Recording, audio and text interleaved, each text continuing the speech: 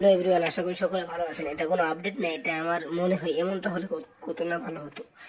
এই যে আপনারা থাম্বনেল দেখছেন, এইটা দেখেন কত সুন্দর লাগছে না? এখানে বালবেরকে এরকম একটি ড্রেস আপ এবং রানী পরিতাকে এমন একটি ড্রেস আপ দিত যেটা বালবের 6-এ, তাহলে তো অনেকটাই ভালো হইতো না? পরিলোক থাকতো এবং অ্যাকশনটা মারাত্মক। আমার অ্যাকশন পোষাচ্ছে না কেন জানি। আচ্ছা, আপনারা তো বিএফএক্স এর অভাব নেই, অ্যাকশন দিতে কি কামড়ায় নাকি? আপনারা বালবিরাটা যে অ্যাকশন দেন নাই, কত ভয়ানক ভয়ানক অ্যাকশন এখন দিতে পারছেন নাকি? আমার মাথায় কিছু ঢুকছে না তো।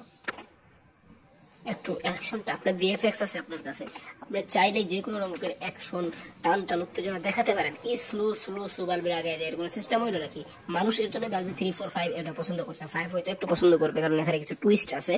আগামীকালকে টুইস্ট, আজকে টুইস্ট একটা আছে হয়তো, আপনারা অবশ্যই দেখতে পারবেন। আমি যখন ভিডিও বানাচ্ছি তখন তো আসে নাই এপিসোড 7, কিন্তু আমি ছাড়ার পর অবশ্যই এসে পড়বে। তো থ্যাংক ইউ পুরো ভিডিওটি দেখার জন্য।